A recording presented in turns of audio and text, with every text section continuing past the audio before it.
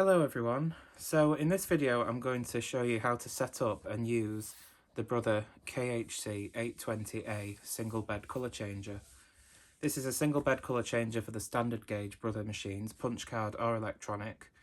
There isn't that many videos, instructional videos anyway, on how to set up and use the single bed colour changer. There's quite a few on the double bed versions, but not so much with the single bed, so hopefully by the end of this video you should be a bit more in the know with the single bed Brother colour changer.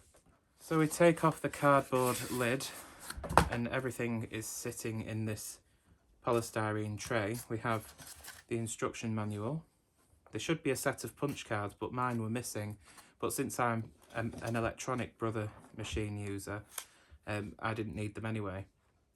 But yeah, there should be a set of punch cards. You should have the colour changer sinker plate, which looks like this. It's got a slit on one side. You notice there's no open gate at the front. You should have a yarn mast, which looks very much the same as the yarn mast that comes with the main machine. The only difference is there isn't that additional spring extra yarn tension piece on the side there. If you can hear any knocking in the background, it's my dog being a nuisance. I'll show you some bloopers at the end of the video of her messing about while I'm trying to record. You'll also have this, which is the arm, according to the manual. It has a yarn clip on it to secure your yarns when you're starting, and this is basically the rig, if you like, that holds the colour changer. This is the colour changer itself. It has 4 buttons. You have the little rollers inside that help smoothly feed the yarn. There's your cancel button that pops the buttons back out. And there should be a little thumb screw on the bottom to attach the arm there. If that's not attached to the bottom of this, it might be in the box somewhere, but make sure you've got that because you do need that. These 2 little brushes are for when you're doing tuck patterns. They help the stitches knit off better. They attach to the underside of the sinker plate in these portions here. For any other patterns other than tuck, you don't need those. This is the bracket for attaching the colour changer if you have a ribber set up. And finally, you get this piece here, which is the yarn tension unit stand, I believe they called it. And if you have an older model that doesn't have the built-in mast post, then you can clamp this onto the machine and it has the mast post attached to that piece there. But for models later, than the 830, you won't need that piece. So to begin with, we need to attach the arm to the colour changer piece itself. So we just loosen off the thumb screw here and attach the arm. You can see there's 2 pins on it there, and they correspond with those little pips there. So obviously it slides underneath there and clicks into those pinholes, those 2 there. Then you do up the screw. And that's the arm attached to the colour changer itself. Now, if your machine is just being used as a flat single bed, you can see if I drop my ribber here, I do have the ribber on. This here where you attach the ribber, if you're just using it as a single bed, the colour changer will literally just slide. This piece will slide under the needle bed there, and that part will click over the top of this part of the bed here. But if you're using the ribber, you don't have to take it off. You just need this piece here, sort of like spring-loaded. And if you have a modern sponge bout, which you most likely do, it will be sticking out, so you'll need to push that in slightly so it's flush with the end of the bed.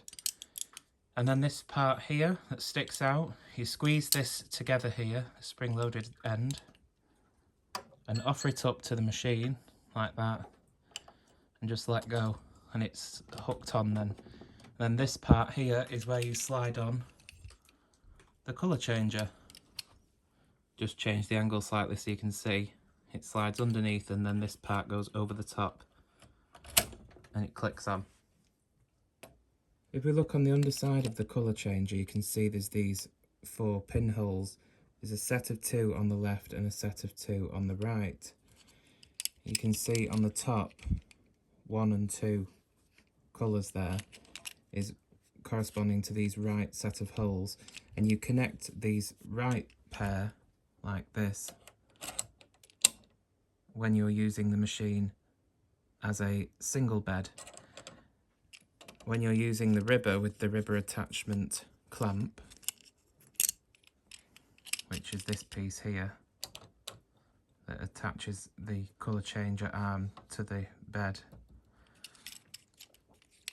you attach the left set of holes, which correspond over 3 and 4, which moves the colour changer in slightly like that, and it will improve the pickup of your yarns, and also you won't have to move the carriage out as far.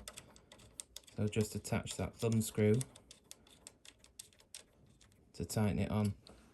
So yeah, left set of holes, screw it on to the left side here if you're using the ribber, and screw it onto the right set of holes there if you're using the machine just as a flatbed. Now, for video purposes, to make it easier for me to show you how to thread the colour changer, I'm going to leave the colour changer arm attached to the right hand side here, which you would normally have it set up if you were using the machine flat, but like I said, for the video it'll make it easier if I leave it on this side.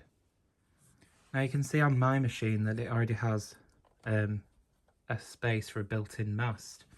If you have an older model, you'll need this piece, which will just hook under the edge of the machine, and it won't do it on this one because it's a different shape end cap. But an early punch card machine like the 820 or the 830, you will need this piece, and that part just hooks under the edge of the end cap, and then you tighten it up with this clamp here, and that holds it tightly on the end of the machine. So open up the tension mast in the usual way that you would with the one that comes with the machine, and just like when you're setting up the ribber with your regular tension mast, if you're using the ribber with the colour changer mast, you will need to angle the yarn guide the opposite way around like this, and also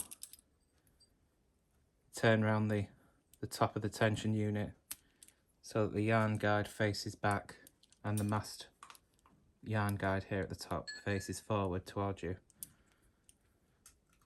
With the ribber in position, it wants to go in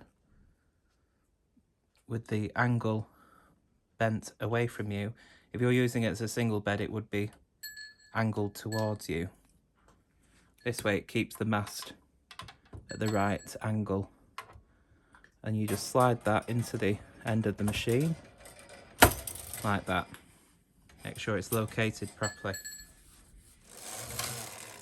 Now, to attach the yarn changer or colour changer sinker plate, sometimes you might offer it up to the machine and it does this and it won't go on. You'll notice if you turn it over, there's a little metal lip just there. So you have to hold it up quite high, sort of at an angle, so it allows that triangular metal piece to go over the top of these gate pegs. Once it's attached in place, you can do up the thumb screws.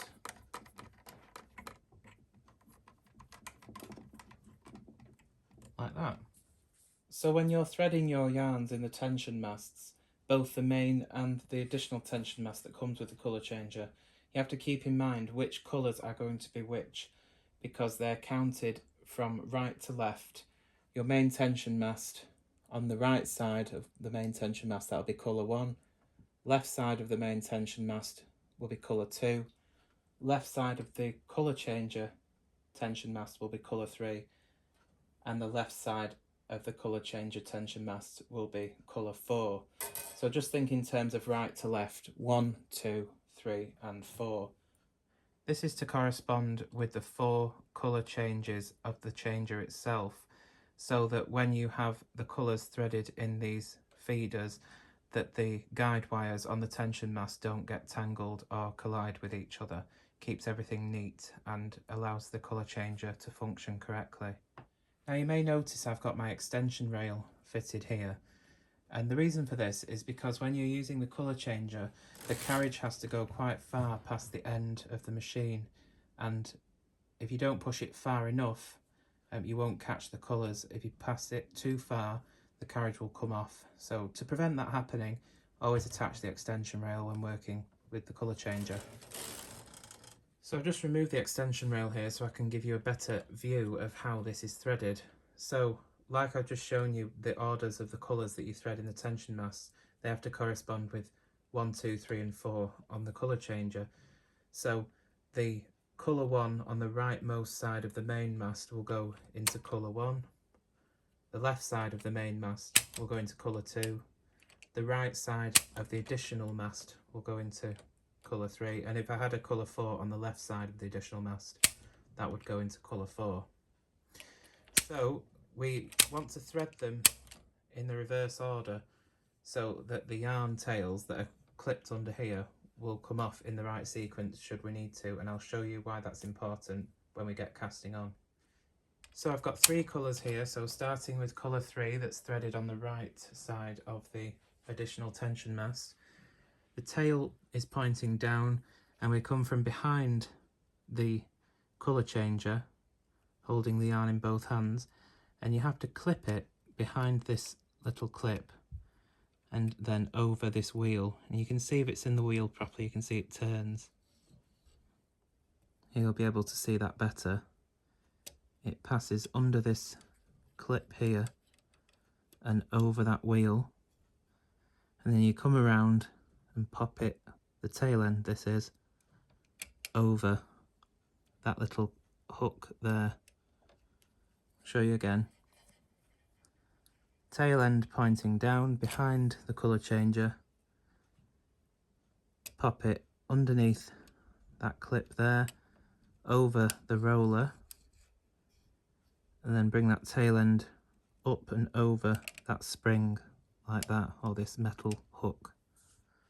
The yarn is then passed to the right side underneath of the arm here, and it sort of finds its way into this little sort of triangular shaped cutout. You can see it there. It'll naturally find its way there. And then you bring the yarn under this first clip underneath, then around the left side towards the right, closest to the machine, through that clip. Select the next colour, colour 2. I'm showing you this one from this angle.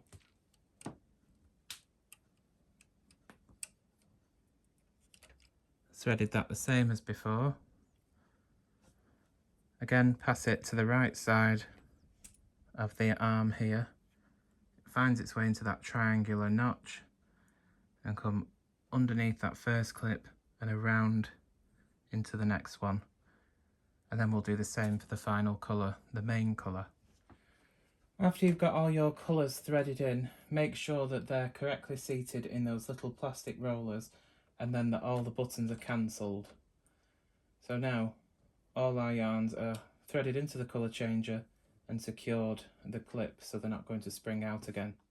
So I'm going to show you a couple of different cast-ons that you can do while you've got the colour changer attached, starting with a weaving cast-on.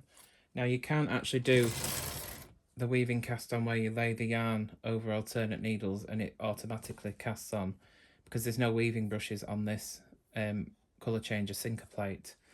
So the way you can do it is by selecting alternate needles into working position. Go towards the left.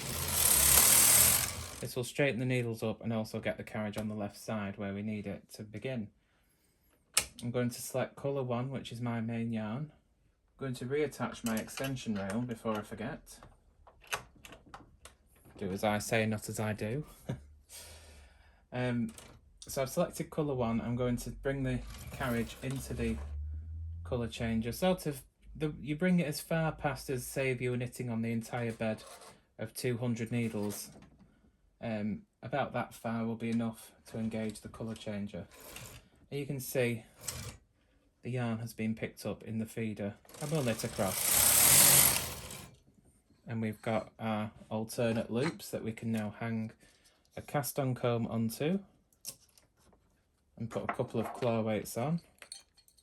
You don't have to knit with a comb in place, but for this particular cast on you'll need a comb or some nylon cord that will sit between the gate pegs, because this cast on won't work without any sort of something pulling it down. So I brought the alternate needles in and I'm going to carry on knitting.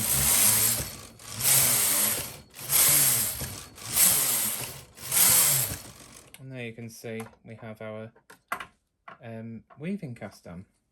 So the next method is an E-wrap cast on. So bring your needles into E position as you normally would for doing an E-wrap cast on.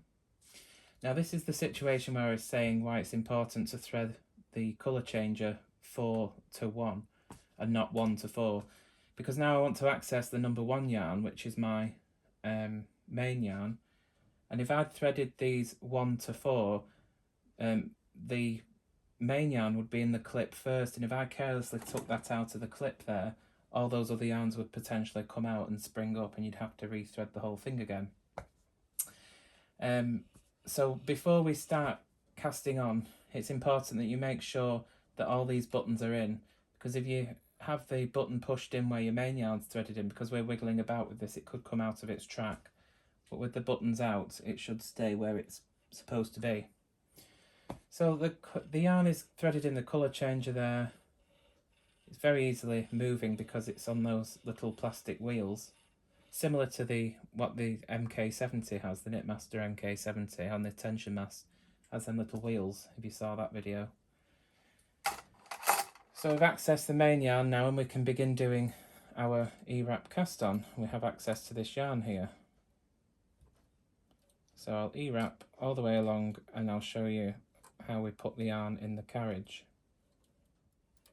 So when we finish wrapping the needles, bring the yarn up like this and bring it across, and from right to left hook it around the longest piece here that's sticking out on the yarn feeder and give it a bit of a tug, and that's the yarn threaded in place. Now push out the number 1 button for the yarn we're using so that it's not pressed in and causing any restrictions, if at all, because we've finished messing around with the yarn end. Then we can knit across, make sure your carriage is set on no hold, of course. And there we are. And you can hang a comb if you want to, you don't have to. If you're not hanging a comb, I'd advise that you would bring the needles into E position or holding position every row for the first 4 to 6 rows so the stitch is knit off properly.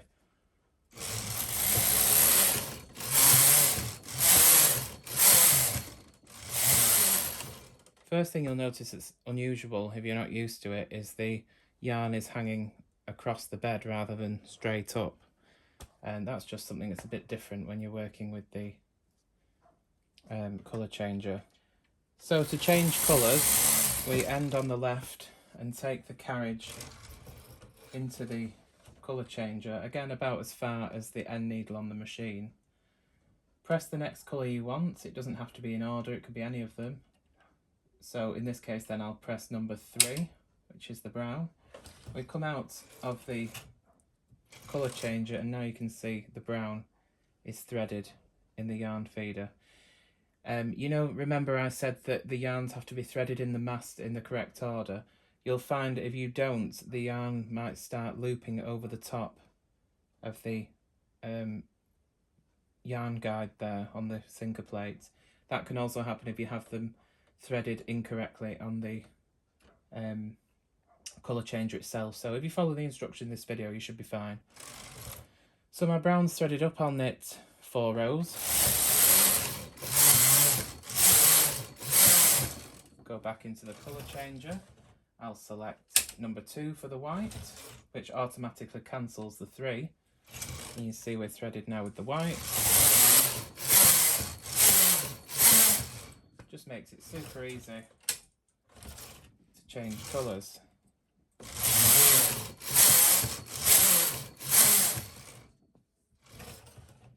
I can change whatever colours I like. After a few rows, you'll have to release the yarn ends on the changer itself there so they don't get in the way. Just drop them down or put them between the beds if you've got a ribber attached. You can see the colour changer neatly keeps the yarns at the side, and you'll notice as I knit, as I change colours, the yarns are not getting tangled.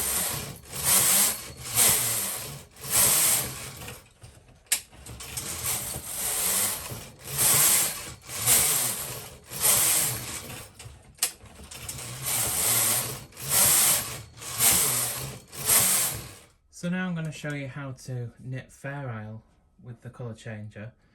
It's a bit different in the fact that you have to have your main yarn threaded in feeder B here, the front feeder, and your contrast yarn will be feeded in feeder A as you change colours. The main yarn doesn't change in the main feeder unless you manually stop and change it. Automatic changing can only be done in feeder A. So we have to put the main colour yarn into feeder B. So we unthread it, bring yourself a bit of slack, and then bring the yarn under the sinker plate. You might have to jiggle the carriage a bit to get it in the centre here. Now instead of going anti-clockwise around that big part there, instead, when we're in this central part here, we come around this tiny little clip here. Can you see that there that I'm clicking with my finger?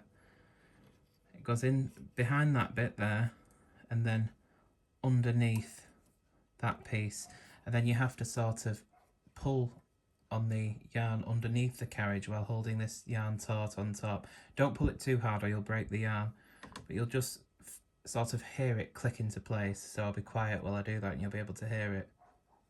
I'm pulling to the right, by the way, underneath.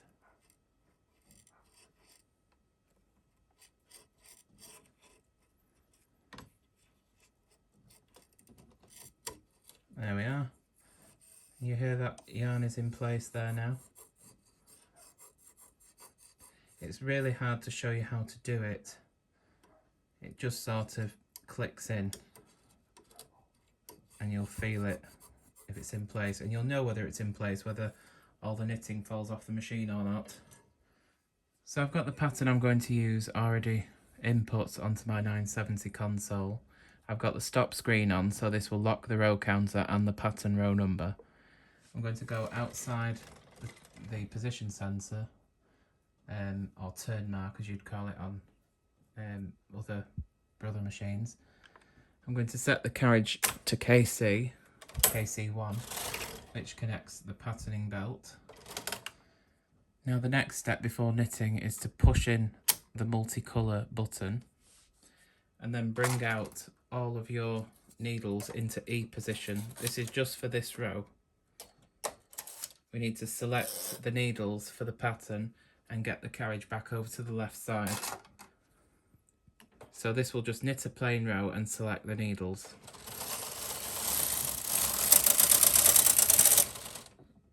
As you can see, we've knitted a plain row and selected the needles at the same time. And if you hadn't threaded the yarn feeder correctly, everything would have fallen off. But the most important thing, as well as threading the yarn feeder, is to do the setup row, is to make sure you bring the needles out to E position. Your carriage is set on KC or KC1 and your multicolour button is pressed in. Now we can just release the stop screen on this 970, and that means the pattern will advance and the row counter will also advance. And I can go pick up my contrast colour, which will be number 2. You do need to make sure as well, which I forgot to mention, that you unthread your main yarn here from the colour changer. When you're knitting Fair Isle, the yarn is just held in the usual position for knitting. So I'm going to select my contrast yarn, this being the white in this case, and I'm going to go and get it with the carriage. You can see. So now the main yarn is feeding straight up and the contrast yarn is feeding across. And we just start knitting. The multicolour button's already pressed in, so we're all right. And I'm going to knit 2 rows. Change to the other colour. Knit another 2 rows.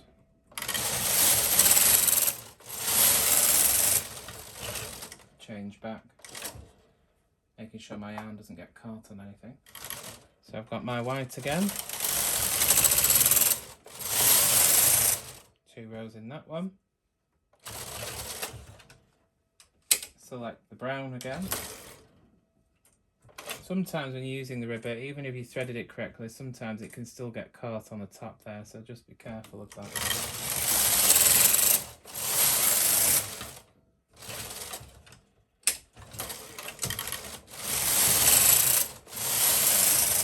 Always make sure you go well past the colour changer to ensure that you both release the yarn you don't want and pick up the new colour.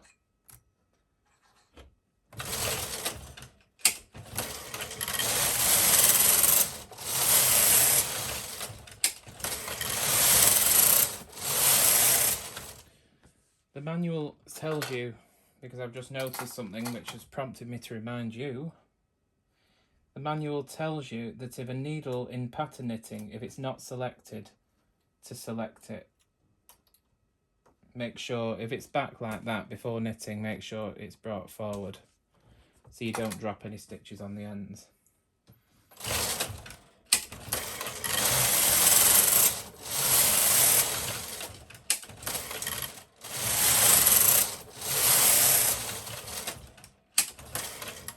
This one's done it on this end. It does happen quite frequently in pattern knitting with the colour changer.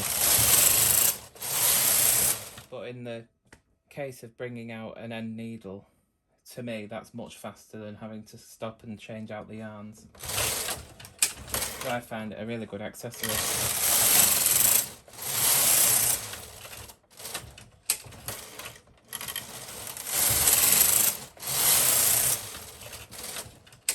See how much faster it makes changing colours.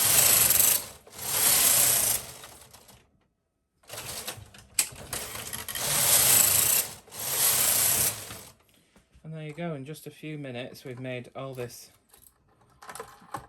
multicolour Fair Isle. So what I'll do is, I'll just put in a few rows, cancel my colour selection, put my yarn back into the front feeder, which you'll probably end up having to take off the sinker plate in order to release it, so you can put it back in the A feeder. Cancel my buttons and levers and just knit a few plain rows.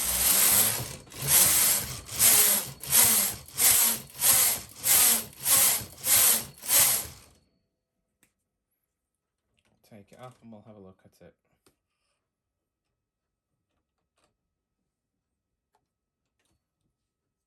Get all the hardware off.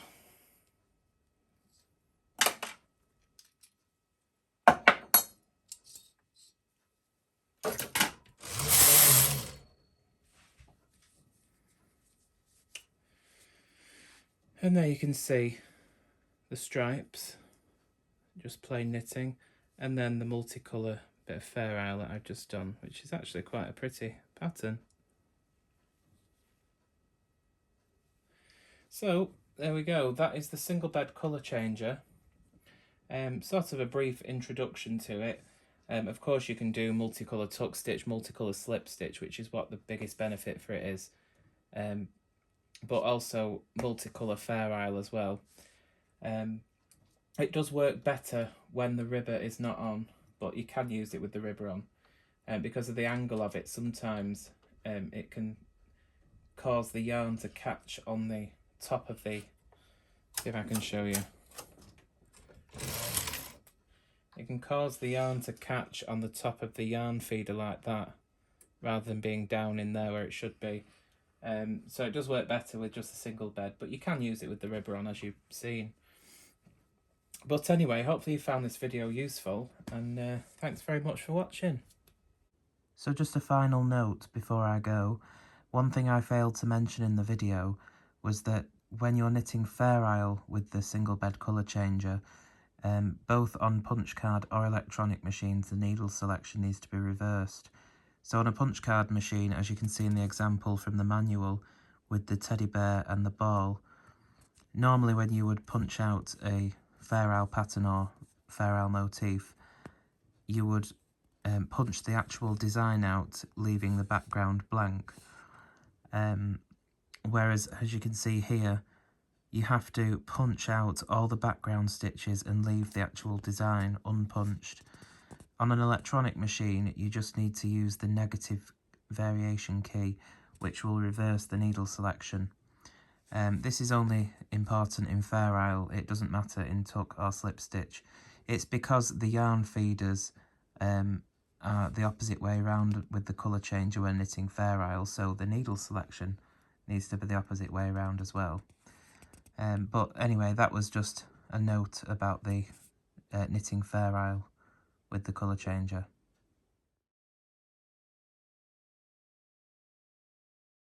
Model KHC-820A. Saffron, will you please sit down over there and behave? Go and eat your biscuits. Saffron, I'm trying to do a video here. I know you're very pretty, look. Yes. See? Beautiful. I know you want to be on camera, but I need you over there. Thank you. I wanted to do a video on the brother K8... Saffron! Stop it! Go and sit down over there. Go on. Go on. Good girl.